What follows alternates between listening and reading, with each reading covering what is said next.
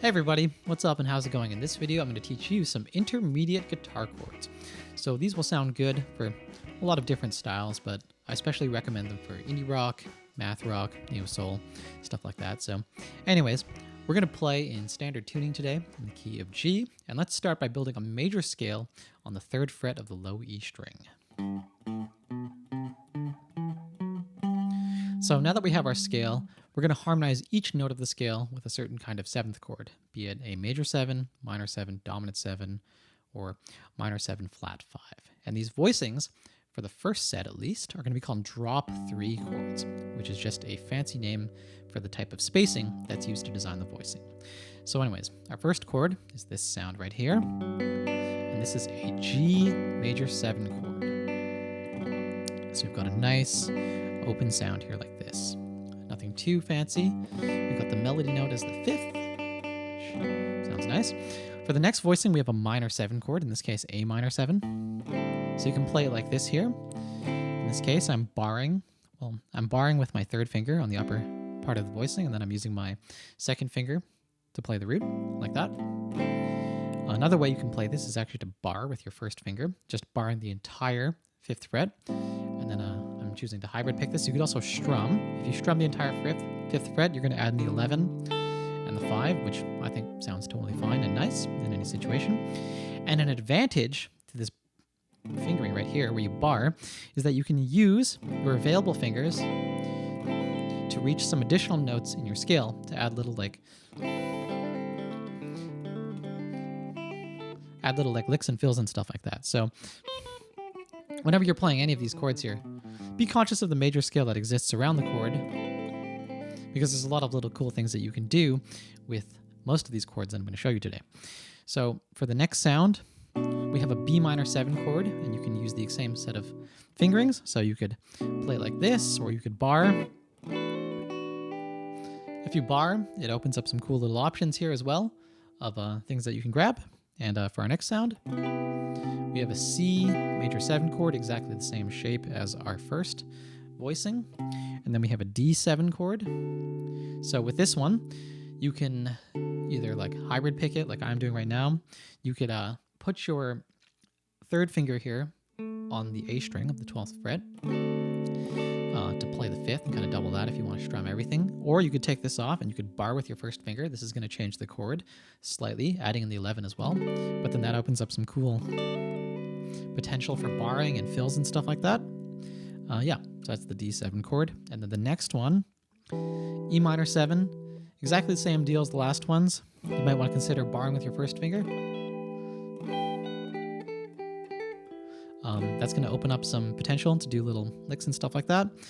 And our next sound here is a minor 7 flat 5 chord. And then finally, we're back to the root again. So let's take a look at these E string drop 3 chords one more time. So we have G major 7, A minor 7, B minor 7, C major 7, D7, E minor 7, F sharp minor 7 flat 5, and G major 7. So in the next segment, we're going to take a look at some drop 2 voicings on the A string. Okay, for our next set of voicings, we've got the drop 2s, and these are pretty similar to the drop 3 sounds. I like to think of these as the bar chord equivalent of 7th chords. So we're going to start by building our voicings on the 10th fret of the A string, which is a G note. And instead of ascending like we did last time, we're going to descend through the scale. So let's just play the scale first, and then we'll harmonize it. So we've got... And then we'll play this one, or we'll go back up to here. So our first voicing is a G major 7 chord. I feel like this is really an indie rock classic, this voicing here. So with this voicing, just like some of the other voicings that I played in the E string set, I would recommend actually barring with your 1st finger, because you can do some cool little fill stuff if you just bar with your 1st finger.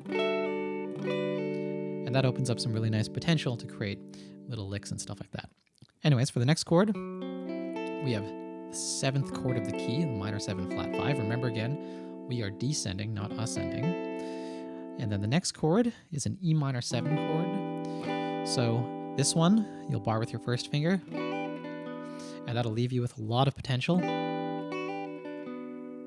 to do cool little tricks and fills. And your pinky's gonna be free.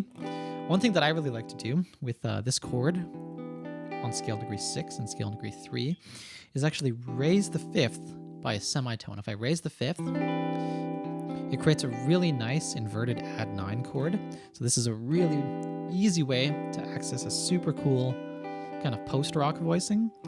But yeah, anyways, our initial chord was this E minor 7, and make sure to bar and experiment with what you can do with the shape.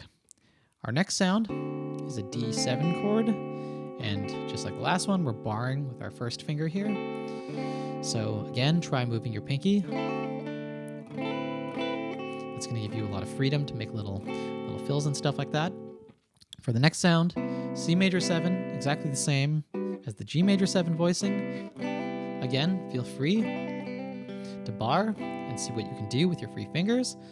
The next one, B minor 7, you can do that little alteration that I talked about before where you raise the 5th up a semitone to create an add 9 chord in its first inversion. And last but not least, well, actually not quite last, our second last one is an A minor 7 chord. So it's equivalent of playing this on the 12th fret, but we're going to have open notes up here. And so when we play it like that, creates a nice open sound here. And then finally, we'll just go back to the root. So let's take a look at them one more time. We had major 7, minor 7 flat 5, minor 7, D dominant 7, C major 7, B minor 7, A minor 7, and then G major 7. So yeah, there you have it. If you learn these chords, you'll be good to go in a lot of different musical situations. So definitely make sure to take the time to check them out, play around with what you can do to modify them, and see what you can do with your fingers to create cool little licks. I hope you guys had fun learning these, and I'll catch you guys in the next video.